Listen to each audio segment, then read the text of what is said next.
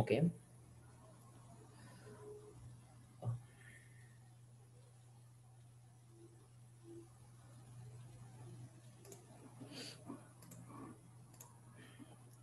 আপনারা প্রথমে দেখেন না, ঠিক আছে, স্ক্রিনটা দেখেন না, আমি স্ক্রিনটা বড় করে দিচ্ছি, সমস্যা নেই, তারপর দেখতে পারবেন, প্রবলেম নেই। ওকে, সো দেখেন, আমরা আগে গত ক্লাসে কিন্তু বলেছিলাম যে আমাদের আনকনজুগেটেড হাইপার বিলিরুবিনিমিয়া তিনটা মেকানিজম অফ অ্যাকশন, মানে তিনটা মেকানিজমের মাধ্যমে হয়। কজ মাল্টিপল হতে পারে, বাট মেকানিজম হচ্ছে তিনটা, জাস্ট তিনটা মেকানিজম আমরা ফলো করব। প্রথম মেকানিজমটা হচ্ছে যে আমার যদি এক্সেসিভ আরবিসি ব্রেকডাউন হয়, অর্থাৎ অনেক বেশি আরবিসি যদি ভেঙে যায়, তখন কি হবে? সিম্পল, আরবিসি যখন এক্সেসিভলি ভেঙে যাবে, তখন কি হবে? আপনার এই ওখান থেকে প্রচুর পরিমাণ আনকনজুগেটেড বিলিরুবিন ফর্মেশন হবে, ঠিক আছে? তো এখন লিভারের কিন্তু একটা ক্যাপাসিটি আছে যে সে কি পরিমাণ আনকনজুগেটেডকে বিলিরুবিনকে কনজুগেটেড বিলিরুবিনে সে কনভার্ট করতে পারে, বিকজ সে কিন্তু একটা এনজাইম ডিপেন্ডেন্ট। এনজাইম যদি থাকে তাহলে সে পারবে, এনজাইম না থাকলে পারবে না। এখন জিনিসটা হচ্ছে যে এনজাইমগুলো কিন্তু আর মানে অফুরন্ত কাজ করার ক্ষমতা নাই, তাদের কিন্তু একটা লিমিটেড ক্যাপাবিলিটি আছে। তো যতক্ষণ তারা পারবে তারা কিন্তু ট্রাই করবে কম্পেনসেট করার জন্য এই যে এক্সেসিভ অ্যামাউন্ট অফ আনকনজুগেটেড যে বিলিরুবিন গুলো ফর্মেশন হচ্ছে, এই এক্সেসিভ বিলিরুবিন গুলাকে তারা ট্রাই করবে যে তাতে করে তারা কনজুগেটেডে কনভার্ট করার জন্য। কিন্তু সিম্পল বিষয় যে তাদের যে একটা ক্যাপাসিটি আছে, তারা ক্যাপাসিটি দিয়ে তারা কিন্তু কখনোই এত হিউজ অ্যামাউন্টের আনকনজুগেটেড বিলিরুবিনকে তারা কখনোই কনজুগেটেডে কনভার্ট করতে পারবে না। তখন কি হবে? তখন সিম্পলি আমাদের আনকনজুগেটেড বিলিরুবিনের পরিমাণ ব্লাডে বেড়ে যাবে। কিন্তু আমি বলেছিলাম যে যখন আপনার লিভারটা ওকে, ফাংশন ওকে, কোনো সমস্যা নাই, তখন যতই আপনার ব্লাড সেল ভাঙুক না কেন, যতই আপনার আনকনজুগেটেড বিলিরুবিন প্রোডাকশন হোক না কেন, লিভার কিন্তু সর্বোচ্চ ট্রাই করবে এটাকে কন্ট্রোলে রাখার, অর্থাৎ আনকনজুগেটেড গুলোকে কনজুগেটে কনভার্ট করা। এই জন্য বলা হয় যে যদি লিভারের ফাংশন সম্পূর্ণরূপে ঠিক থাকে, কোনো রকমের ডিফেক্ট না থাকে, তাহলে সাধারণত আমাদের জন্ডিস কখনোই মডারেট টু সিভিয়ার হয় না, মাইল্ড লেভেলে থাকে। সেটা কত? 5 থেকে 6 মিলিগ্রাম/ডেসিলিটার লেভেলে। হ্যাঁ, তাহলে যদি এমন হয় যে আমার আনকনজুগেটেড বিলিরুবিনের পরিমাণ 6 ক্রস করে গেছে, তখন আমরা কিন্তু একটা আইডিয়া করতে পারবো যে হ্যাঁ, আমার এক্সেসিভ ব্লাড ভাঙতেছে, নাহলে আমার এক্সেসিভ আনকনজুগেটেড বিলিরুবিন কোত্থেকে আসতেছে? তাহলে আমার এক্সেসিভ ব্লাড ভাঙার কারণে এক্সেসিভ আনকনজুগেটেড বিলিরুবিন প্রোডাকশন হচ্ছে, ঠিক না? সিম্পল। এবং এই বিলিরুবিন গুলা কিন্তু লিভারে যাচ্ছে কনজুগেশন হওয়ার জন্য, বাট কি হচ্ছে, লিভারে প্রবলেম থাকার কারণে লিভার পারতেছে না এগুলোকে 100%লি কনজুগেট করতে। তখন দেখা যায় যে আমাদের ব্লাডের মধ্যে আনকনজুগেটেড বিলিরুবিনের পরিমাণ ক্রস করে যায় 6 ক্রস করে কত হয়ে যায়? 6 থেকে বেশি মিলিগ্রাম/ডেসিলিটার হয়ে যায়।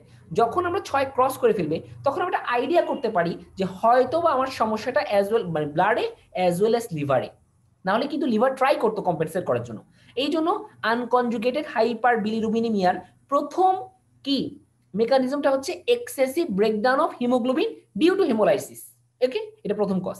এখন এর আন্ডারে অনেকগুলো কজ আছে, মানে এই মেকানিজম ফলো করে অনেকগুলো মেকানিজম আছে।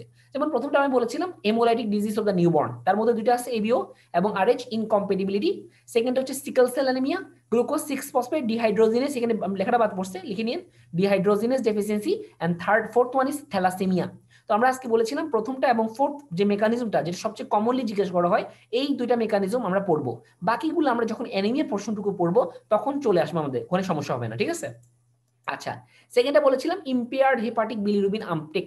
আমরা আগে বলেছিলাম যে আমাদের বিলিরুবিন গুলা কিন্তু একটা স্পেশাল ট্রান্সপোর্টারের মাধ্যমে কি হয়, আমার ব্লাড থেকে লিভার সেলের মধ্যে প্রবেশ করে। ওই ট্রান্সপোর্টারের যদি ডিফেক্ট থাকে, তাহলে কিন্তু লিভার কি কখনোই এই লিভার সেল কখনোই এই আনকনজুগেটেড বিলিরুবিন গুলাকে আপটেক করতে পারবে না। ফলে কি হবে, এগুলো আর লিভার সেলে ঢুকতে পারবে না, আর লিভার সেলে না ঢুকলে কনজুগেশনের প্রশ্নই আসে না। তখন কি হবে, ব্লাডের মধ্যে আনকনজুগেটেড হাই বিলিরুবিনের পরিমাণ বেড়ে যাবে, অর্থাৎ আনকনজুগেটেড হাইপার বিলিরুবিনেমিয়া হবে। ওকে, আচ্ছা, তাহলে এই দুইটা কজ, একটা হচ্ছে কনজেস্টিভ হার্ট ফেলিওর, কেন হয় বড় ভয় বুঝাচ্ছি।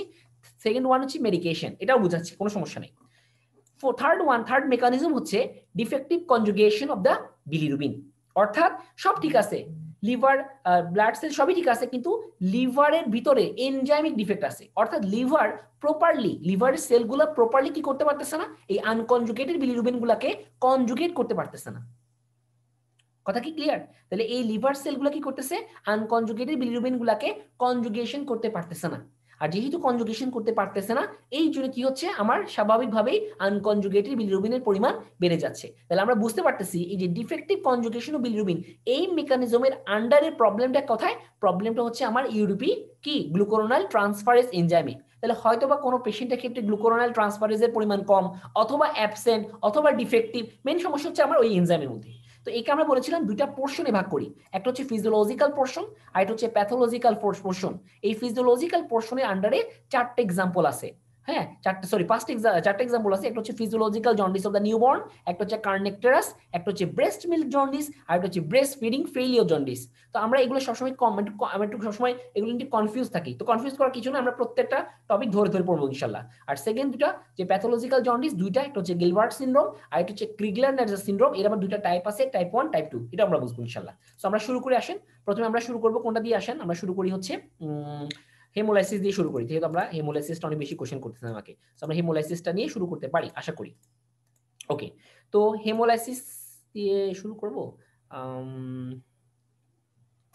ওকে, হেমোলাইসিস দিয়ে ভাই শুরু করি, ঠিক আছে, কোনো সমস্যা নেই।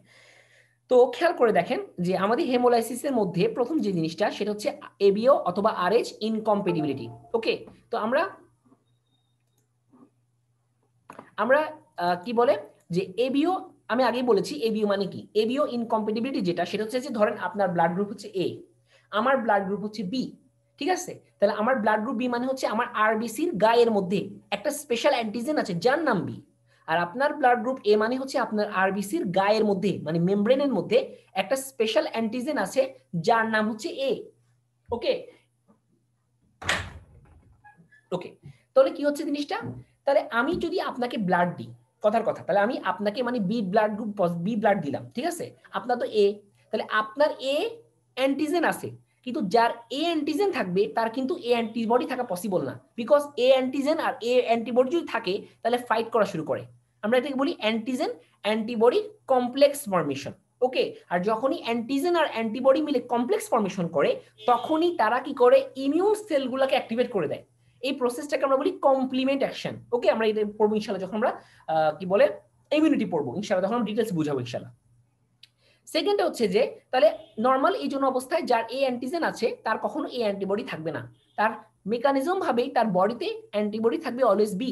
ওকে, এখন সিম্পল বিষয়, আমি আপনাকে বি অ্যান্টিজেনের ব্লাড দিলাম, তার বডিতে আছে এ অ্যান্টিজেন কিন্তু বি অ্যান্টিবডি। তাহলে যখনই আমি তাকে বি অ্যান্টিজেনের কোনো ব্লাড দিব, তার বি অ্যান্টিবডিগুলা আমার ব্লাড সেলের বি অ্যান্টিজেনের সঙ্গে বাইন্ড করবে এবং বাইন্ড করে আলটিমেটলি কি করবে, কমপ্লিমেন্ট সিস্টেমকে অ্যাক্টিভেট করবে এবং কমপ্লিমেন্ট গুলো কি করবে, আরবিসি গুলোকে ডিস্ট্রয় করে ফেলবে। তাহলে তখন কি হবে, হেমোলাইসিস হবে।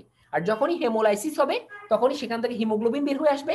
হিমোগ্লোবিন বের হয়ে আসা মানে আলটিমেটলি আনকনজুগেটেড বিলিরুবিন বের হয়ে আসা, অর্থাৎ আপনার ব্লাডের মধ্যে আনকনজুগেটেড বিলিরুবিনের পরিমাণ বেড়ে যাবে। বাট দেখা যায় যে এবিও ইনকম্পেটিবিলিটি তেমন বেশি জন্ডিস হওয়ার চান্স কম, বিকজ আপনার কত বেশি ব্লাড ভাঙতেছে, সেক্ষেত্রে তেমন জন্ডিস হওয়ার পসিবিলিটি তুলনামূলক কম। আচ্ছা, যেটা সমস্যা আমাদের বেশি কমনলি আমরা মানে এনকাউন্টার হই সেটা হচ্ছে আরএইচ ইনকম্পেটিবিলিটি। এটা আমাদের জন্য দরকার আছে, এটা একটু বোঝার ট্রাই করি। আসেন, এটা কি, এটা বুঝতে হলে আমাকে বুঝতে হবে যে আমাদের বডিতে আমরা যখন ব্লাড গ্রুপ নিয়ে কথা বলি তখন অনেক রকমের ব্লাড গ্রুপ নিয়ে কথা বলা হয়।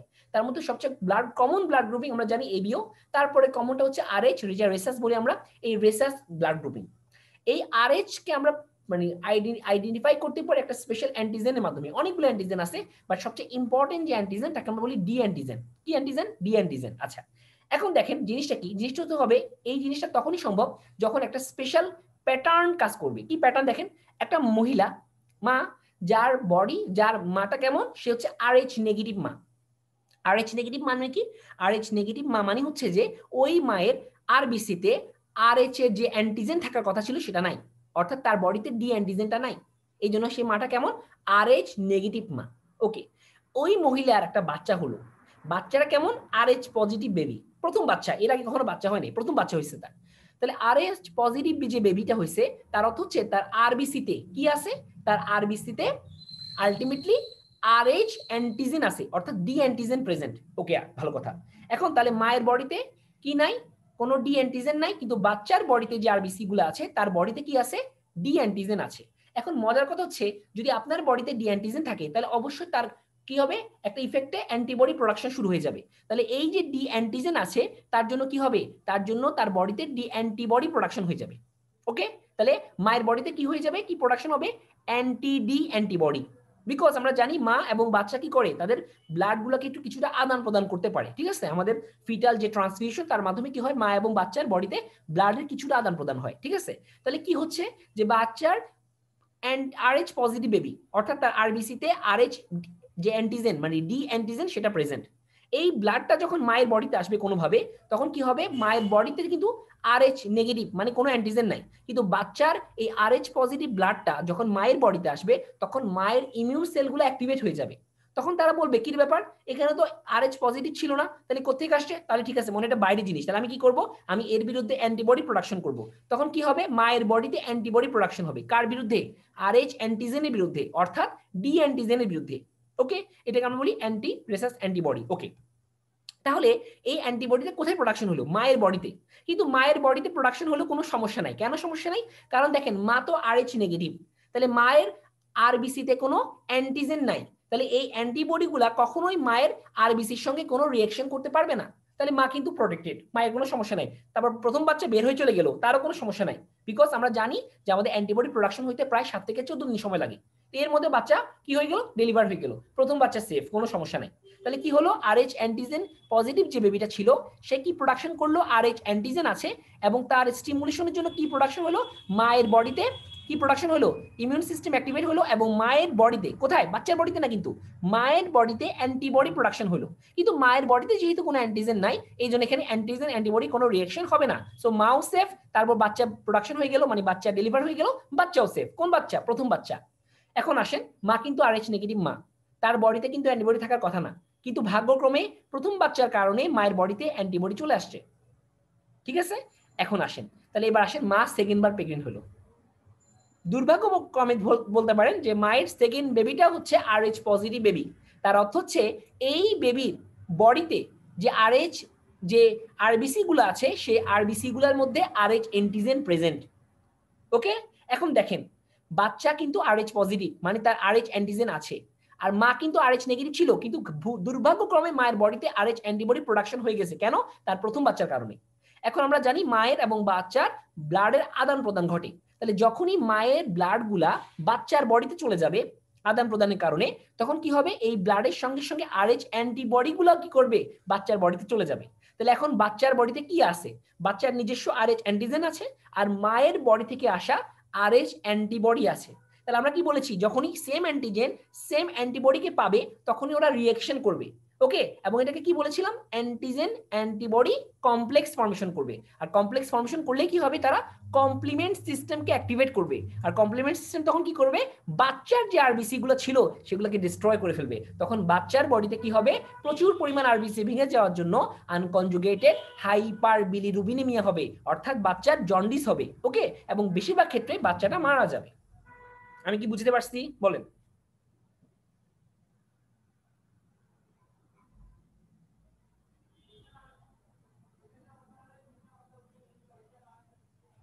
মায়ের বডিতে তো অ্যান্টিজেন আসবে না, মায়ের বডিতে কিভাবে অ্যান্টিজেন আসবে, অ্যান্টিজেন তো আরবিসির গায়ে থাকে, বাচ্চার অ্যান্টিজেন বাচ্চার কাছে, মায়ের অ্যান্টিজেন মায়ের কাছে।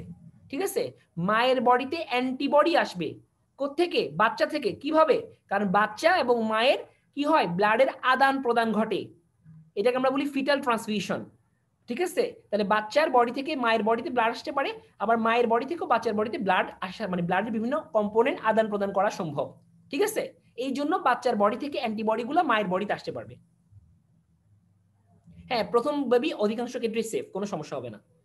ক্লিয়ার, কারণ প্রথম বেবি কিভাবে রিঅ্যাকশন হবে, প্রথম বেবির আমাদের এই যে আরএইচ অ্যান্টিজেন গুলো প্রোডাকশন হয়, এগুলো অনেক লাস্টের দিকে হয়, মানে বাচ্চা যখন একদম ম্যাচিউর তখন হয়, এমন হয় না যে বাচ্চা একদম প্রথম দিকে, না, প্রথম দিকে হয় না, কখন হয়, যখন বাচ্চাটা একেবারে আপনার লাস্টের দিকে তখন হয়। আর একটা বিষয় হচ্ছে বাচ্চার বডিতে কখনো অ্যান্টিবডি প্রোডাকশন হবে না, বিকজ আপনার অ্যান্টিজেন যদি আরএইচ অ্যান্টিজেন থাকে আপনার কখনো আপনার বডিতে আরএইচ অ্যান্টিবডি প্রোডাকশন হবে না, এটা নিয়ম বিরুদ্ধ। কেন অ্যান্টিবডি প্রোডাকশন হয়েছে, কোথায় গিয়ে, মায়ের বডিতে কি হয়েছে। ঠিক আছে, তাহলে বাচ্চার বডি থেকে আগে এই কি বলে আরবিসি গুলো থেকে স্টিমুলেট পাইছে, সেখানে অ্যান্টিবডি প্রোডাকশন হয়েছে কোথায়, মায়ের বডিতে। ঠিক আছে, কিন্তু এটা হইতে টাইম লাগে প্রায় 7 থেকে প্রায় 14 দিন সময় লাগে। এর মধ্যে বাচ্চা কি হয়ে যায়, পরিপূর্ণ হয়ে যায় এবং বাচ্চাকে আপনি কি করবেন, ডেলিভারি করে বের করে ফেলবেন। এই জন্য এই অ্যান্টিবডিগুলো আর বাচ্চার বডিতে আসার সুযোগ পায় না। ঠিক আছে, এর মধ্যে বাচ্চা তো ডেলিভার হয়ে গেছে।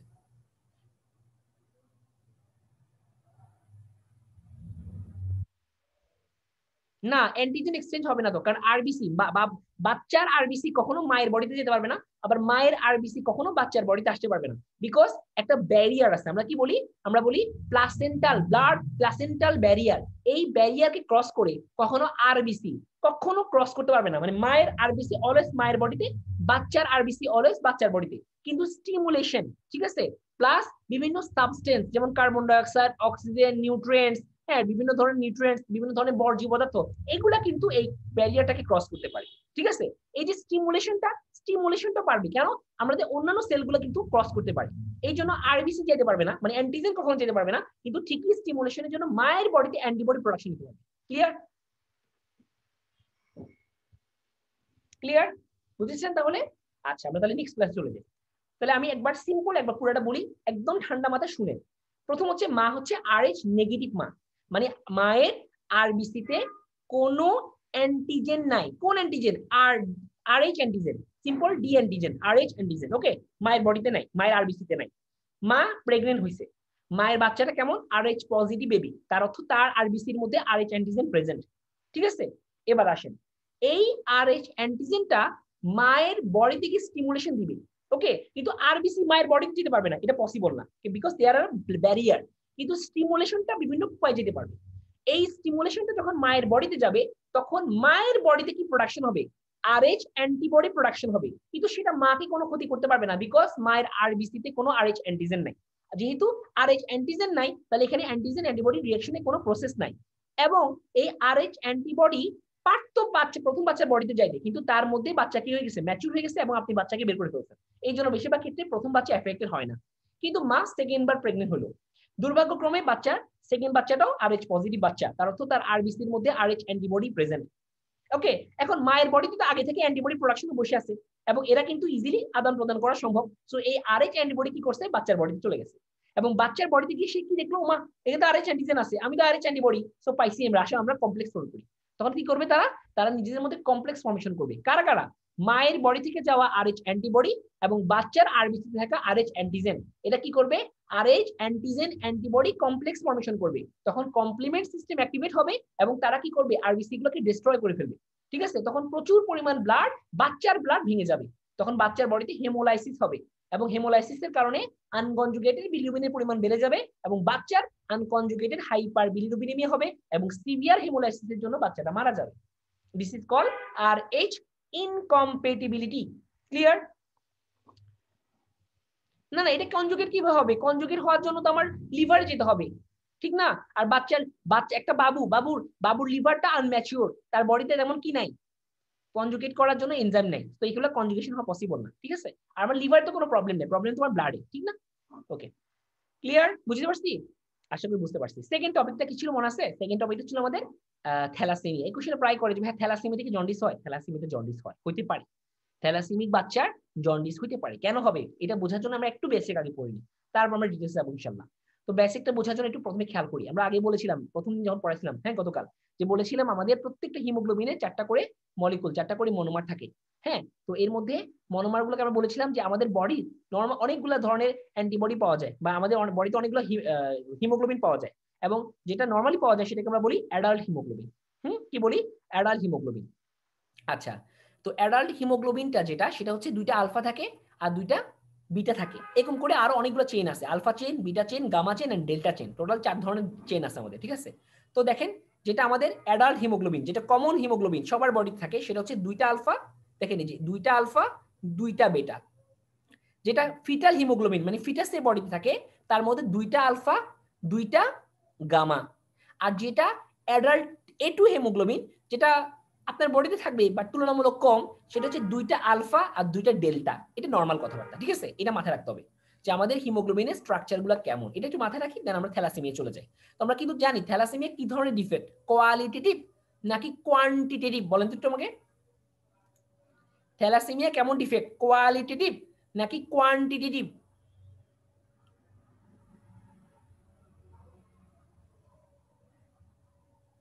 এটা আপনার কোশ্চেন, দেখি পারেন কিনা।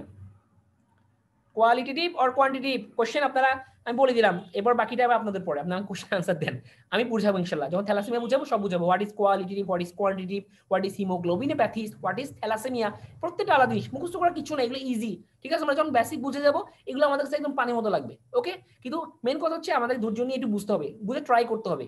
না ট্রাই না করলে তো আসলে কেউ আমাদেরকে বুঝে দিবে না, কারণ আমাদের সিস্টেমটা এমন। সো আমাদের কিন্তু ট্রাই করতে হবে, কষ্ট করতে হবে, আমাদেরকে অনেক সাইট দেখতে হবে, বিভিন্ন সাইটগুলো ঘাটতে হবে। তাহলে আমরা কিন্তু সাইট যখন দেখবো তখন আমরা বুঝতে পারবো যে কে কেমন পড়াচ্ছে, কে কোন দিকে যাচ্ছে, কোনটা পড়তে হবে, কিভাবে পড়বো। এগুলো কিন্তু আপনি একটা বই গাইড হাতে নিয়ে আপনি বুঝতে পারবেন না, তখন আপনার কাছে মনে হবে যে কি কঠিন কেন সবকিছু। বিকজ আপনাকে এটা বের করে আনতে হবে যে কোন সাইটে বা কিভাবে পড়লে আমার কাছে পড়াটা ইজি হবে, কিভাবে আমি পড়বো, মেডিকেল সায়েন্সে কিভাবে পড়া উচিত। ঠিক আছে, বিকজ সবাই সেম হবে না। আমার মুখস্থ করার ক্যাপাবিলিটি খুব বাজে, আপনার অনেক ভালো, তাহলে আমি আপনাদের সঙ্গে কখনোই পারবো না। বিকজ মেমোরাইজ পাওয়ার অনেক বেশি যদি কারোর থাকে, তার সাথে তুলনা, মানে তার সঙ্গে আপনি কম্পিটিশন মেডিকেল সায়েন্সে করতে পারবেন না। তো তাকে কাউন্টার অ্যাটাক করতে হলে আপনাকে বেসিক্যালি গিয়ে কাউন্টার অ্যাটাক করতে হবে। সো এটা আপনার উপরে, যেটা আমি ট্রাই করি যে একজনকে এখন কাউন্টার অ্যাটাক করার জন্য, বিকজ আমার মেমোরাইজ পাওয়ার নাই। সো এটা আপনার উপরে যে আপনি কিভাবে করবেন। ওকে, তাহলে অনেকে বলতেছে কোয়ালিটেটিভ, অনেকে বলতেছে কোয়ান্টিটিভ, কোনটা হবে নিজেরাই কনফিউজ হয়ে গেছেন না? তাই আমাকে আনসার জানাবেন নেক্সট ক্লাসে, নেক্সট ক্লাসে আমি জিজ্ঞেস করবো সবাইকে। আচ্ছা যাও গা, একটু খেয়াল করে দেখেন, আমরা এটা পড়তেছি কি, আমরা কিন্তু পড়তেছি থ্যালাসেমিয়া।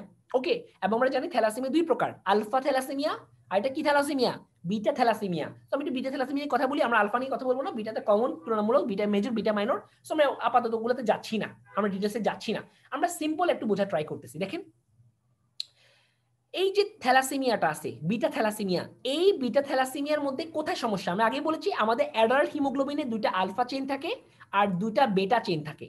তাহলে বেটা থ্যালাসেমিয়া মানে আমার সমস্যাটা হচ্ছে বেটা জেনে, অর্থাৎ যে জিনগুলা আমার বিটা চেইন ফরমেশন করে। এই যে আমার আলফা এবং বিটা নামকরণটা হয়, এটা কিন্তু আমার গ্লোবিন চেইনের উপর নামকরণ হয়।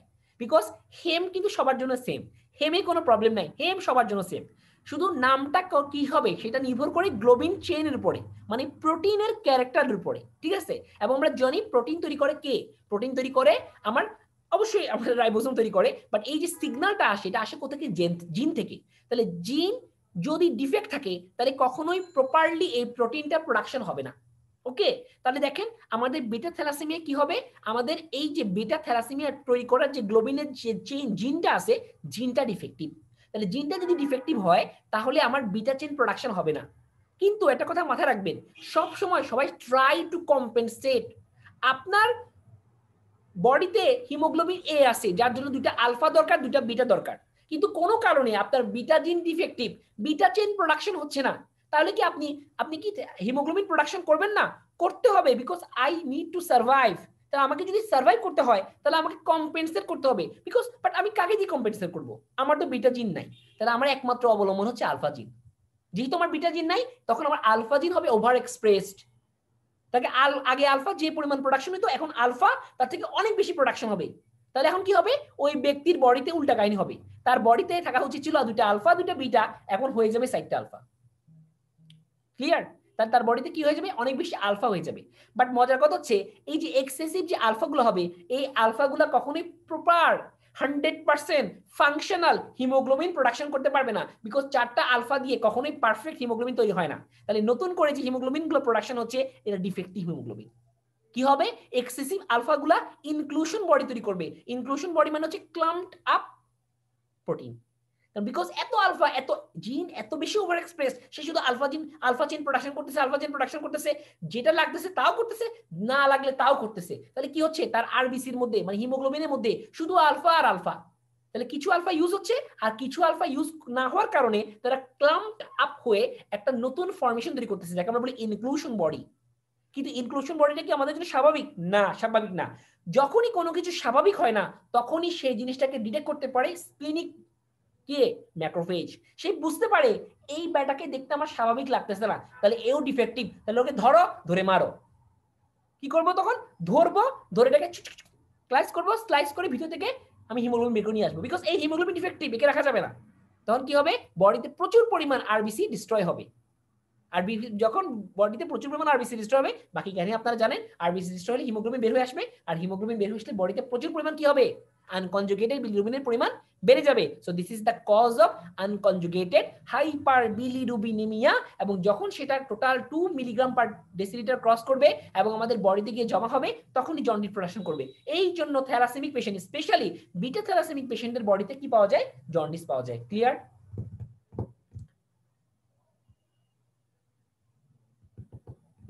আশা করি বুঝতে পারছেন, ঠিক তো? ওকে, ঠিক আছে।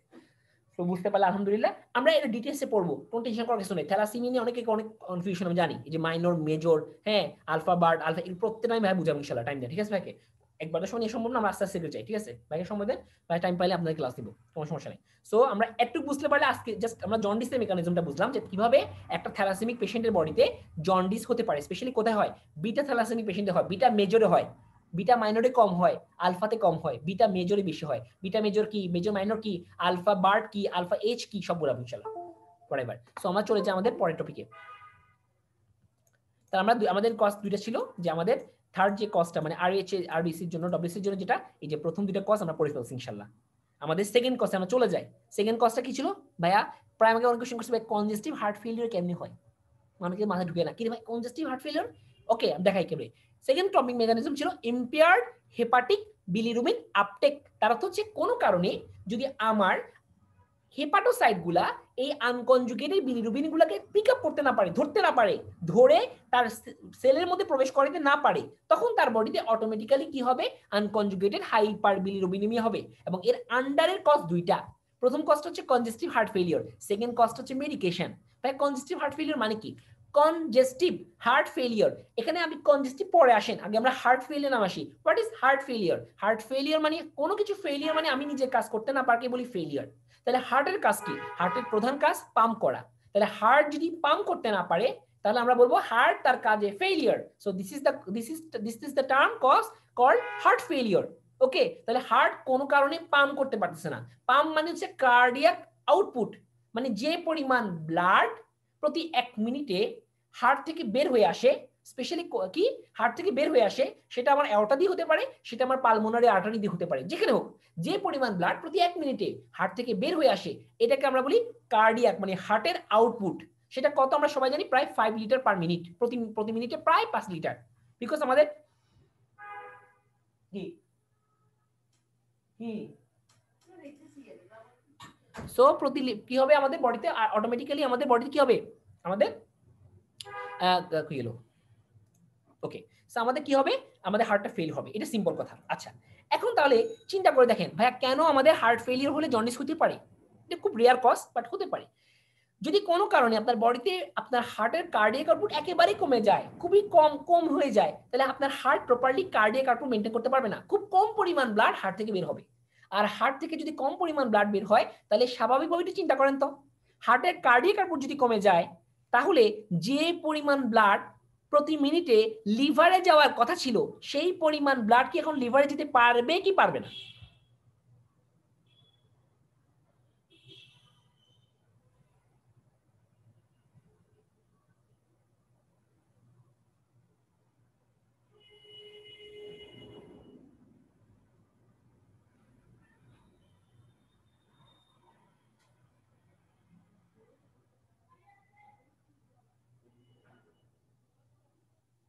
হুম,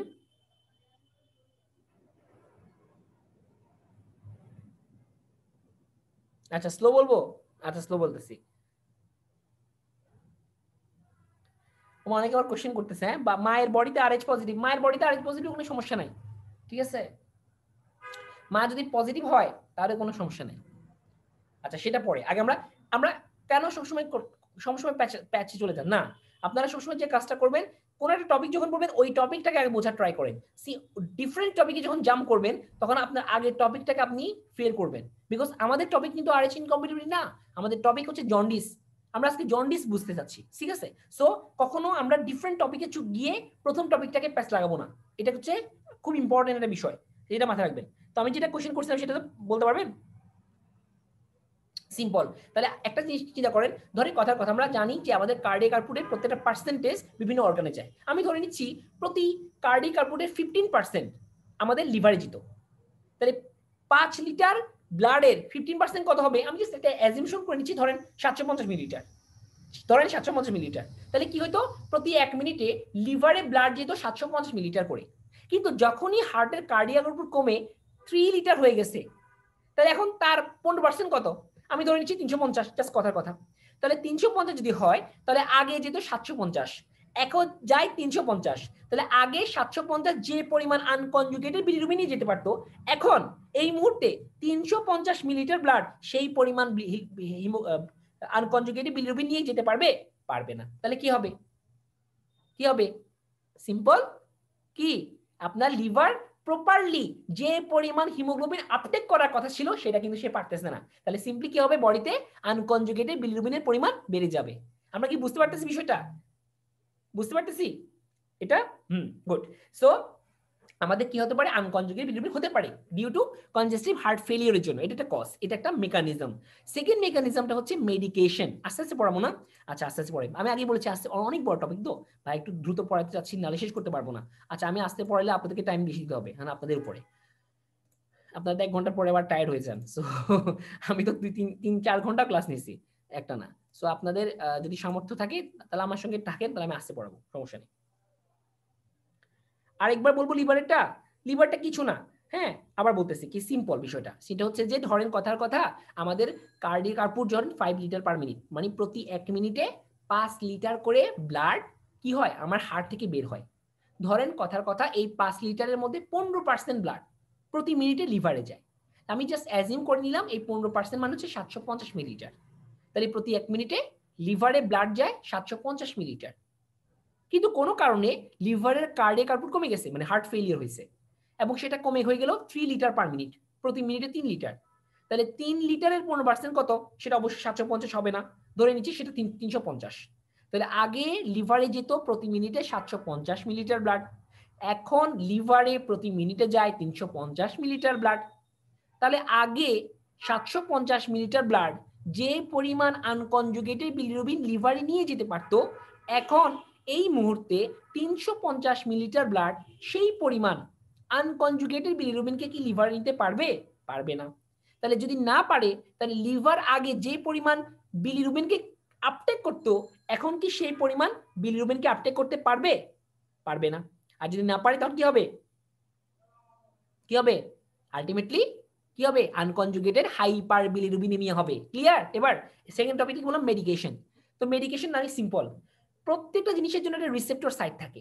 ওকে, এখন ধরেন আপনি আপনার বডিতে এমন কিছু মেডিকেশন ইউজ করলেন যেই মেডিকেশনগুলা অ্যালবুমিনের সঙ্গে ফাইট করে, যে মেডিকেশনগুলা অ্যালবুমিনের সঙ্গে ফাইট করে। কেন? তার বাইন্ডিং সাইটের জন্য। বিকজ আমরা জানি যে অ্যালবুমিনগুলা বিভিন্ন ড্রাগসের সঙ্গে বাইন্ড করে। এটাকে আমরা কি বলি? Plasma protein binding. আপনারা যারা 3rd ইয়ার 4th ইয়ার আছেন তারা কিন্তু জানেন অলরেডি, যারা আমার কাছে পড়ছেন, যারা অলরেডি ফার্মাকোলজি পড়েছেন তারা কিন্তু জানেন যে প্রত্যেকটা ড্রাগের জন্য একটা টার্ম আছে, this is called plasma protein binding. তার অর্থ হচ্ছে আপনি যখন কোনো ড্রাগ ইনটেক করবেন তখন অনেক কিছু পরিমাণ ড্রাগ আপনার ব্লাডের কি এই বিভিন্ন ধরনের প্রোটিনগুলোর সঙ্গে বাইন্ড করে থাকে। ঠিক আছে?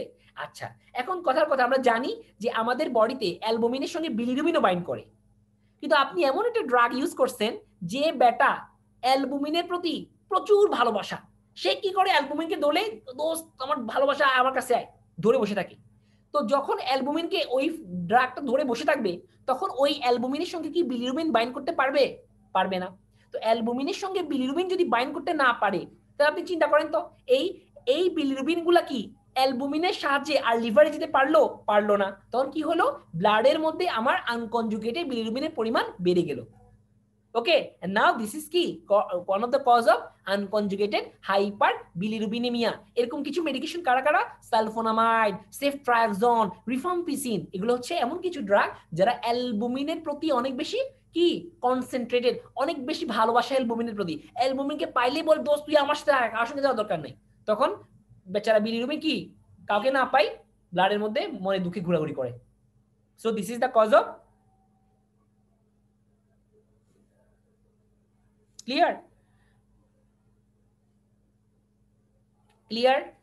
এটা অনেক নোট, কি বলেছে অনেকগুলো site, doctor Najib, doctor Osmosis আছে, লেকচুরিও আছে, বিভিন্ন সাইট থেকে তো ভাই পড়ি না।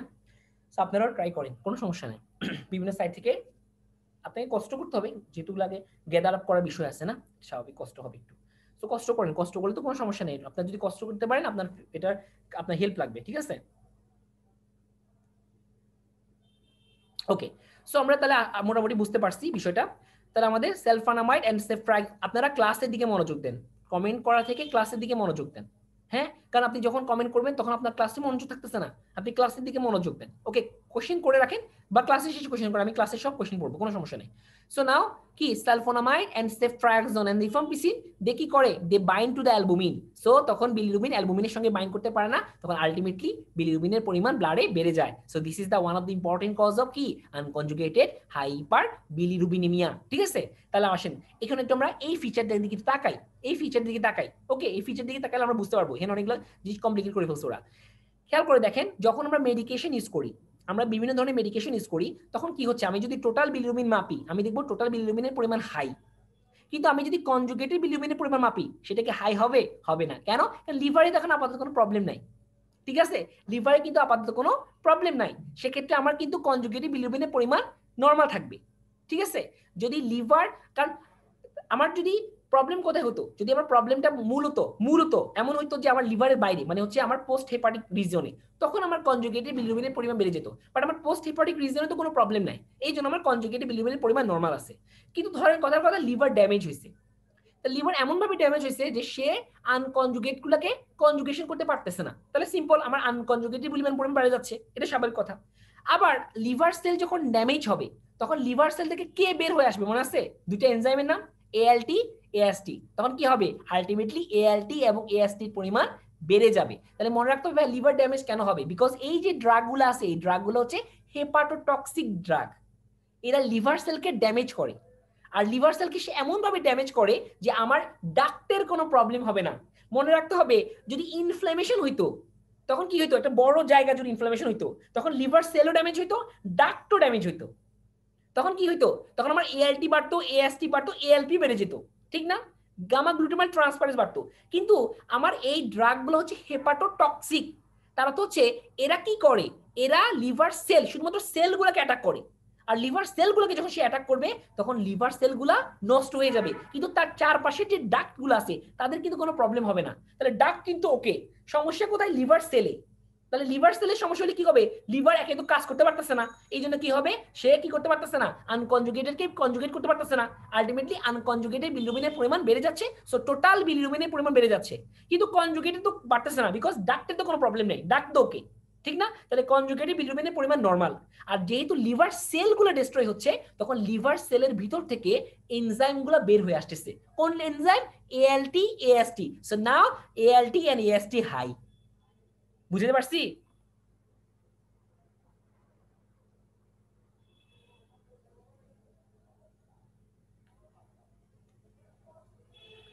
ক্লিয়ার, বুঝতে পারছি ভাইয়া।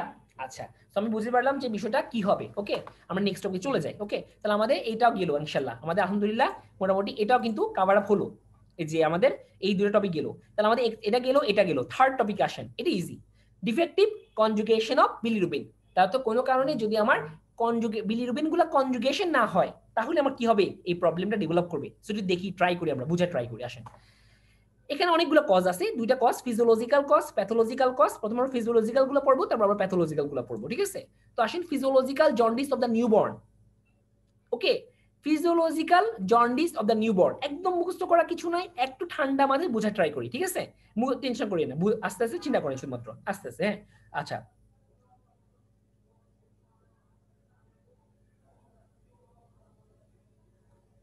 আচ্ছা ভাইয়া, লিভার সেল ইনজুরি হলে তো কনজুগেটেড বিলিরুবিন, কনজুগেটেড বিলিরুবিন, হ্যাঁ কনজুগেটেড বিলিরুবিন কমে যাওয়ার কথা। আচ্ছা আচ্ছা, আচ্ছা, লিভার কমে গেলে কনজুগেটিভ বিলিরুবিন কমে যাওয়ার কথা না। কারণ একটা কথা মাথায় রাখবেন যে লিভার সেল অনেক বেশি আছে এবং কেউ না কেউ কিন্তু কাজগুলো করার ট্রাই করতেছে, ঠিক আছে। সো আসলে কনজুগেশনটা তেমন ইফেক্টিভ ভাবে ডিক্রিজড হবে না। ওকে, এটা কিন্তু মাথায় রাখতে হবে। আর কখন এটা জি বুঝবেন যে কনজুগেটিভ বিলিরুবিন কমে গেছে, আমরা কখনো এগুলো খুঁজবো না, আসলে বেড়ে যাওয়াকে খুঁজবো। কমে গেলে প্রবলেম নাই, কিন্তু বেড়ে গেলে প্রবলেম, কথা বুঝছেন জিনিসটা। সো লিভার সেল অনেক বেশি আছে, অনেক হাজার হাজার লিভার সেল আছে, ঠিক আছে। তো কেউ ডিস্টার্ব হলে সমস্যা নাই, লিভার সেলগুলো ট্রাই করবে কম্পেনসেট করার জন্য, তারা ইফেক্টিভ সেল, তখন তারা কি করবে অন্যান্য সেলগুলোকে দিয়ে এই মোটামুটি একটা লেভেলকে কনজুগেশন করে ফেলবে। এই জন্য আমার আলটিমেটলি কনজুগেট বিলিরুবিনের পরিমাণ তেমন কমবে না, ঠিক আছে, আর কমলেও সেটা খুবই নেগলিজিবল। ওকে, এই জন্য আমরা কনজুগেশন বিলিরুবিনটা কি নরমাল আছে কিনা বাট মোটামুটি লেভেলে আছে কিনা সেটা খেয়াল করব। কমে গেছে এটা কখনোই হওয়ার চান্স একেবারে ধরেন জিরোর কাছাকাছি, হ্যাঁ হইতে পারে 1%, বাট সেটা একদম ইগনোরেবল, ঠিক আছে, কোনো সমস্যা নেই। আচ্ছা, নাও যেটা আমরা বোঝার ট্রাই করি, তাহলে physiological jaundice of the newborn কি এক্সট্রিমলি কমন। কোন বাচ্চাদের দেখি বেশি দেখা যায়? ধরেন আপনার একটা নিউবর্ন বেবি হচ্ছে, সেটা প্রিটার্ম বেবি। প্রিটার্ম মানে হচ্ছে আমরা জানি যে একটা বাচ্চা তার মায়ের বডিতে একটা নির্দিষ্ট সময় পর্যন্ত থাকতে হয়। ওকে, তো সেটা হচ্ছে মূলত প্রায় 38 উইকস, 38 সপ্তাহ বলি আমরা মোটামুটি, 9 মাস 10 দিন হোয়াটএভার। তো 38 যে সপ্তাহটা আছে এটা যদি ক্রস করে, মানে এই সময়টাকে ক্রস করে যদি বাচ্চা বের হয়ে আসে, একে বলি term baby. This is the term baby, মানে ওকে বেবি, ভালো বেবি, কোনো সমস্যা হয়নি। কিন্তু কিছু কিছু বাচ্চা আছে তারা পাকনা। পাকনা মানে কি? তারা টাইমের আগে বের হয়ে আসে, থাকবো না আমি চলে যাবো, বের হয়ে যাও, বের দাও। তাদেরকে আমরা বলি প্রি টার্ম বেবি। 36 এর আগে যে বেবিগুলো বের হয়ে আসে তাকে আমরা বলি প্রি টার্ম বেবি। তাহলে মনে রাখতে হবে বাচ্চা যত ছোট, মানে বেবি যত ফিটাসে থাকবে, আমরা জানি প্রথমে থাকে এমব্রায়ো, তারপর থাকে ফিটাস, তারপর হচ্ছে একদম নিউবর্ন বেবি, দেন নিউনেটাল পিরিয়ড, দেন ইনফেন্সি, দেন দা চাইল্ডহুড, হোয়াটএভার। বাচ্চার সবচেয়ে ছোটবেলায় তার বডিতে আরবিসির পরিমাণ অনেক বেশি থাকে। আমাকে কে বলতে পারবে কেন একটা ফিটাসের বডিতে, হ্যাঁ কেন একটা নিউবর্নের বডিতে স্বাভাবিক অ্যাডাল্টের তুলনায় আরবিসির পরিমাণ বেশি থাকে? দেখি কে বলতে পারেন এটা? এটা আমার কোশ্চেন। যারা বেশি টেক্সট করতেছেন তারা আমাকে আনসার দেন, দেখি বলেন।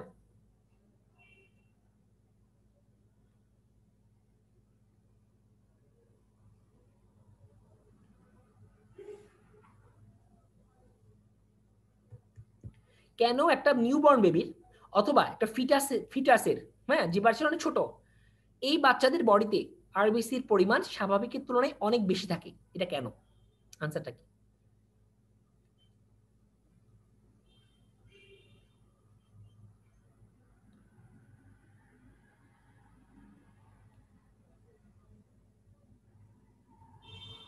বেবির গ্রোথ বেশি তাই?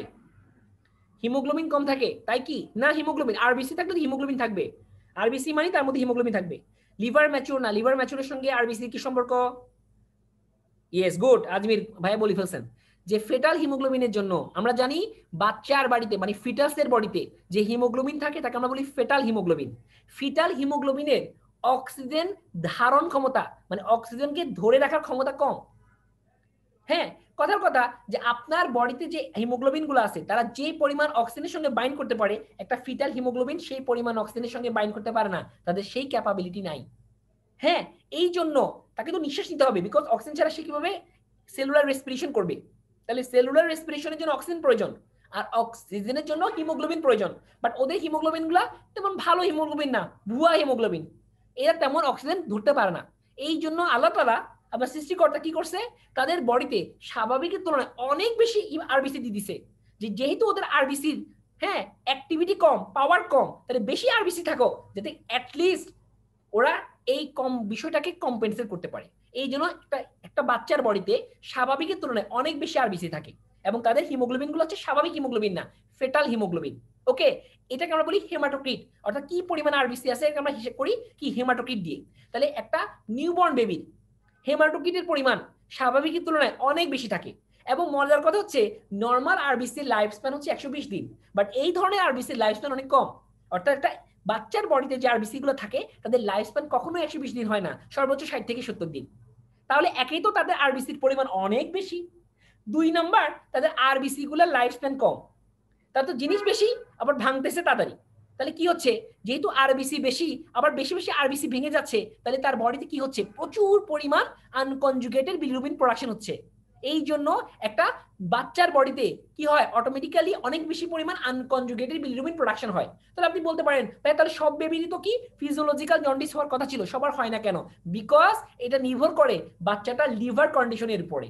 বাচ্চা যদি ম্যাচিওর থাকে তার লিভারটা ম্যাচিওর, আর লিভার যদি ম্যাচিওর হয় তার বডিতে মানে তার লিভারের মধ্যে গ্লুকোরোনিক অ্যাসিডের বা গ্লুকোরোনিক ট্রান্সফারেজের পরিমাণ বেশি বা নর্মাল থাকে, তখন সেগুলো কি করে, তখন তারা কি করে এই এক্সেসিভ আনকনজুগেটেড বিলিরুবিনকে কনজুগেট করে ফেলে, ফলে বাচ্চারা কি হয় না, জন্ডিস হয় না। কিন্তু বাচ্চা যদি প্রিটার্ম বেবি হয়, মানে বাচ্চার সবকিছু যদি ম্যাচিউর না থাকে, তাহলে প্রিটার্ম বেবির সবকিছু ম্যাচিউর না, মানে তার লিভারটাও ম্যাচিউর না, আর তার লিভার যদি ম্যাচিউর না হয়, হ্যাঁ, তার মধ্যে অবশ্যই গ্লুকুরোনাইল ট্রান্সফারেজের পরিমাণ কি হবে, স্বাভাবিকের তুলনায় কম হবে। ফলে সেই লিভারটা কখনোই, হ্যাঁ, প্রপারলি আপনার আনকনজুগেটেড বিলিরুবিনকে কনজুগেশন করতে পারবে না।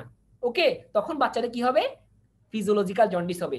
এই জন্য নিউবর্ন বেবিদের ক্ষেত্রে একটা চান্স থাকে, একটা কমপ্লিকেশন হওয়ার চান্স থাকে যে তার কি হবে, তার জন্ডিস হওয়ার চান্স আছে। এই জন্য এটা নিউবর্ন বেবিকে আমরা অনেক কিছু ভাইগুরাস কি করি, ফলো আপ দিই, বারবার চেক করি, বারবার তাকে দেখতে হয়, বিকজ যে কোনো সময় তার কি হয়ে যেতে পারে, তার কিন্তু জন্ডিস হয়ে যেতে পারে। ক্লিয়ার, বুঝেছেন? আচ্ছা, সেটা কখন হয়, manifest within first second day, মানে প্রথম 2 দিনের মধ্যে টু দ্য ফার্স্ট উইক, মানে এর মধ্যে হবে, এরপরে হবে না, বিকজ বাচ্চা যখন 1 সপ্তাহ ক্রস করে ফেলবে, হ্যাঁ, নিউ মানে প্রিটার্ম বাচ্চা, তখন তো সে টার্ম হয়ে যাবে, আর টার্ম বাচ্চা কিন্তু অলরেডি লিভারটা ম্যাচিউর হয়ে গেছে, তখন সে কি করবে, অটোমেটিক্যালি আনকনজুগেটেড গুলোকে কনজুগেট করে ফেলবে, ফলে লিভার কি জন্ডিসটা নিজে নিজেই রিজলভ হয়ে যাবে। এই জন্য ফিজিওলজিক্যাল জন্ডিস গুলা কি নিজে নিজেই ঠিক হয়ে যায়, এগুলো ট্রিটমেন্টের কোনো প্রয়োজন নাই। ঠিক আছে, তাহলে নিউবর্ন বেবির কি আছে, লিভারে কম পরিমাণ কি থাকে, গ্লুকুরোনাইল ট্রান্সফারেজ থাকে, অথবা ইমম্যাচিউর থাকে, এই জন্য তারা প্রপারলি কি করতে পারে না, কনজুগেট করতে পারে না, তখন আনকনজুগেটেড হাইপার বিলিরুবিনেমিয়া হয়। বুঝেছেন? This is the cause of physiological jaundice. না, মাস্ট হবে বলা যায় না, সেটা নির্ভর করতেছে বাচ্চাটা কতটুকু ইমম্যাচিউর, বাচ্চার লিভারটা কতটুকু ইমম্যাচিউর। একটা ধরেন প্রিটার্ম বেবি, কিন্তু এমনও হতে পারে যে প্রিটার্ম বেবি হলো কি হবে, তার তো সবকিছু ম্যাচিউর হয়ে গেছে, সেটা নির্ভর করতেছে অনেক কিছুর উপরে, মায়ের বডির উপরে, মা কি পরিমাণ গ্রোথ মানে প্রপার নিউট্রিশন মেনটেন করছে কিনা, বাচ্চাটা হেলদি কিনা, অনেক কিছু নির্ভর করবে। এই জন্য প্রিটার্ম বেবির একটা কমপ্লিকেশন হওয়ার চান্স থাকে যে তার জন্ডিস হবে, কিন্তু হবেই এটা কিন্তু আমরা বলতে পারি না। ঠিক আছে আপু, নিহাল আপু? আচ্ছা, সো আমরা এটা বুঝে দিলাম ইনশাআল্লাহ। দেন আসেন একটা সেকেন্ড কন্ডিশন, কার্নিকটেরাস। এটা কিন্তু আমরা প্রায় শুনি, এটা আমাদের জানতে হবে, এই কোশ্চেনটা ফ্লারা কোশ্চেন করবে, হ্যাঁ, যারা 5th ইয়ার আছেন তাদের জন্য মাস্ট।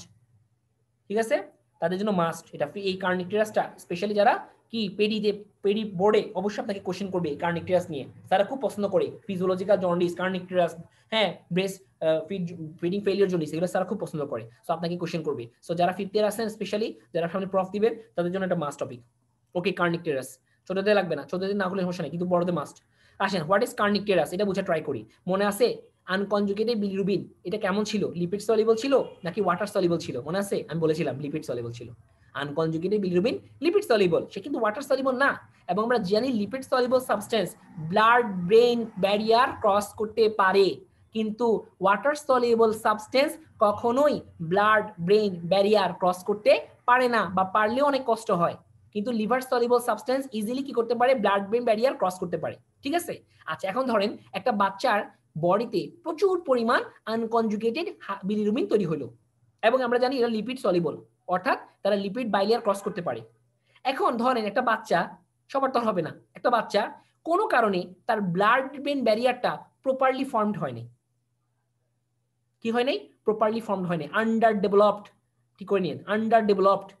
ঠিক আছে, অর্থাৎ তার ব্লাড ব্রেন ব্যারিয়ারটা প্রপার বাচ্চার মতো না, একটু ডিফারেন্ট আছে, সমস্যা আছে। ওকে, আচ্ছা, অথবা ওই বাচ্চার বডিতে অ্যালবুমিনের পরিমাণ স্বাভাবিকের তুলনায় কম, তাহলে অ্যালবুমিন যদি না থাকে, তারা কিন্তু এই বিলিরুবিনের সঙ্গে বাইন্ড করতে পারবে না। আর তারা যদি বিলিরুবিনের সঙ্গে বাইন্ড করতে না পারে, তখন বিলিরুবিন গুলো ফ্রি হয়ে যাবে। আর ফ্রি বিলিরুবিন ইজিলি কি করতে পারে, ব্লাড ব্রেন ব্যারিয়ার ক্রস করতে পারে। ফলে এই এক্সেসিভ পরিমাণ unconjugated lipid soluble bilirubin easily ওই বাচ্চার defective blood brain barrier cross করে কই চলে যাবে, ব্রেইনে চলে যাবে। হ্যাঁ, এবং ব্রেইনে গিয়ে তারা ব্রেইনের সেলগুলোকে ডিস্টার্ব করা শুরু করবে, এবং ডিস্টার্ব করার কারণে যে নতুন কন্ডিশনটা ডেভেলপ করবে, এই নতুন কন্ডিশনটাকে আমরা কি বলি, বিলিরুবিন এনকেফালোপ্যাথি। ওকে, এই অপর নামটাই হচ্ছে অলসো নোন অ্যাজ কার্নিকটেরাস। ওকে, সো আমাদের যখন বাচ্চার এই যে এক্সেসিভ পরিমাণ আনকনজুগেটেড লিপিড সলিউবল বিলিরুবিনগুলো বাচ্চার defective blood brain barrier cross করে ব্রেনে চলে যাবে, ব্রেনে গিয়ে যখন সে ব্রেনকে গুতা দিবে, ডিস্টার্ব করবে, তখন ব্রেনে বিভিন্ন ধরনের প্রবলেম দেখা দিবে, নিউরোলজিক্যাল সাইন সিম্পটম দেখা দিবে, বাচ্চার বিভিন্ন প্রবলেম দেখা দিবে, এবং জন্ডিস তো মাস্ট বি হবে। তখন এই কন্ডিশনটাকে আমরা বলি বিলিরুবিন এনকেফালোপ্যাথি, যার অপর নাম হচ্ছে কার্নিকটেরাস। ওকে, এই বাচ্চাদের একটা প্রবলেম আছে, এই বাচ্চাদের বডিতে বাইলের পরিমাণ বেশি থাকে। হ্যাঁ, বাইলের পরিমাণ অনেক বেশি তৈরি হয় বিভিন্ন কারণে, এটা দরকার নেই, তাহলে তাদের বডিতে বাইল স্টোন ফর্মেশন করার একটা চান্স থাকে। হোয়াটএভার, ট্রিটমেন্ট কি দিব, এই বাচ্চাগুলোকে ট্রিটমেন্ট কি দিব, খুব ইম্পর্টেন্ট। এই ধরনের একটা বাচ্চা যদি কার্নিকটেরাস হয়, তার বডিতে যদি নিউরোলজিক্যাল সাইন সিম্পটম দেখা দেয়, বিকজ বাচ্চার ইনক্যাপাবিলিটি মানে হচ্ছে বাচ্চার ফেটালিটি অনেক বেড়ে যাবে, বাচ্চা মারার চান্স অনেক বেশি। তাহলে আমাকে বাচ্চাকে সার্ভাইভ করাতে হবে। তাহলে কিভাবে আমি সার্ভাইভ করাবো, ইম্পর্টেন্ট। তাহলে আমাকে যে কাজটা করতে হবে, এই বাচ্চাকে আমি কিভাবে ট্রিট করব, প্রথম যে কাজটা করতে হবে ব্লাড ট্রান্সফিউশন করব। তাহলে ফ্রেশ ব্লাড যখন দিব তখন আগের ব্লাডের এই এক্সেসিভ পরিমাণ বিলিরুবিন গুলা ফ্লাশ আউট হয়ে যাবে। তাহলে আমরা একটা ট্রিটমেন্ট দিতে পারি ব্লাড ট্রান্সফিউশন। এছাড়া কি দিতে পারি একটা স্পেশাল ড্রাগ যার নাম হচ্ছে হিম অক্সিজেনেস ইনহিবিটর, এটা একটা ড্রাগ দিতে পারি। আর লাস্টে যে ড্রাগটা সেটা হচ্ছে আমার ট্রিটমেন্টটা, সেটা হচ্ছে ফটোথেরাপি। ফটোথেরাপি জিনিসটা কি, বাচ্চাটাকে একটা স্পেশাল ইনকিউবেটর আছে, ওই স্পেশাল ইনকিউবেটরের মধ্যে একটা স্পেশাল লাইট পড়ে, ওকে, একটা স্পেশাল লাইট, ওই লাইটটা নিচে রাখবো বাচ্চাটাকে। তখন কি হবে, এই লাইটটার একটা পাওয়ার আছে, সে কি করবে এই আনকনজুগেটেড বিলিরুবিন গুলাকে ডিফারেন্ট একটা ফর্ম ক্রিয়েট করবে, নতুন একটা ফর্মে নিয়ে যাবে। এটাকে আমরা বলি আইসোমার ফর্মেশন। পড়ছি না আইসোমার?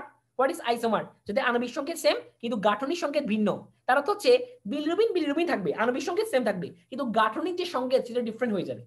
কিন্তু আগে সে ছিল লিপিড সলিবল, যখন তার গাঠনিক সংকেত ডিফারেন্ট হয়ে যাবে, নিউ আইসোমার ফর্মেশন হবে, তখন সে আর লিপিড সলিবল থাকবে না, সে হয়ে যাবে ওয়াটার সলিবল। কিন্তু সে কিন্তু কনজুগেট হবে না, সে আনকনজুগেটই থাকবে, কিন্তু নতুন একটা ফর্ম তৈরি করবে। ওই ওয়াটার সলিবল বিলিরুবিনটা তখন কি হবে, ইউরিন দিয়ে পাস হয়ে যাবে, তখন বাচ্চার কি প্রবলেমটা সলভ হয়ে যাবে। কিভাবে ডায়াগনোসিস করবো কার্নেক্টিরাস? বাচ্চার নিউরোলজিক্যাল ফিচার দেখবো, নিস্তেগমাস থাকতে পারে, হ্যাঁ সেইজার থাকতে পারে, বাচ্চার টিটেনাস থাকতে পারে, সেইজার থাকতে পারে, স্পেশালি বাচ্চার সেইজার থাকবে, স্পেশালি যে প্রবলেমটা হয় সেইজার, হ্যাঁ নিউরোটাল সেইজার বলি আমরাকে, এটা টপিক আছে নিউরোটাল সেইজার, স্পেশালি ফিচার জন্য ইম্পর্টেন্ট। সো এটা ইম্পর্টেন্ট পড়ে রাখবেন, ওকে। তাহলে আমরা কার্নেক্টিরাসটাকে বুঝতে পারছি মোটামুটি। আমরা কিন্তু মেন কথা জন্ডিস, আমাদের আমি বারবার বলতেছি আমাদের টপিক কি জন্ডিস, আমরা মেন ফোকাস দিব কিভাবে জন্ডিস হচ্ছে, কিভাবে জন্ডিস হচ্ছে, ক্লিয়ার? আমাদের মেন টার্গেট হচ্ছে জাস্ট জন্ডিস। এরপর আমরা যখন টপিক ওয়াইজ আলোচনা করবো, তখন ডিজিজ ওয়াইজ আলোচনা করবো, তখন ডিজিজ কিভাবে কেন হয়, কিভাবে মেকানিজম, কিভাবে আমরা ডায়াগনোসিস করবো, কিভাবে ট্রিটমেন্ট দিব, কিভাবে ফলো আপ দিব, সব পড়বো। বাট মেন এখন টপিক হচ্ছে জন্ডিস, মেন কথা জন্ডিস কিভাবে হয়। আমরা তাহলে বুঝলাম কার্নিকটিরাস জিনিসটা কি, কার্নিকটিরাস হলে কি সমস্যা হতে পারে, ট্রিটমেন্টটা কি দিব, এটা ইম্পর্টেন্ট, ভাই বুঝাই দিলাম ইনশাআল্লাহ। আমাদের তাহলে দুটো শেষ, ফিজিওলজিক্যাল জন্ডিস শেষ, এখন আসেন ব্রেস্ট মিল্ক জন্ডিস।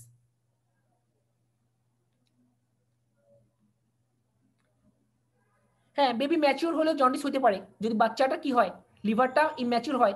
একটা বাচ্চা ম্যাচিউর হয়েছে কিন্তু তার লিভার যে 100% ম্যাচিউর হবে তার কি কোনো গ্যারান্টি আছে?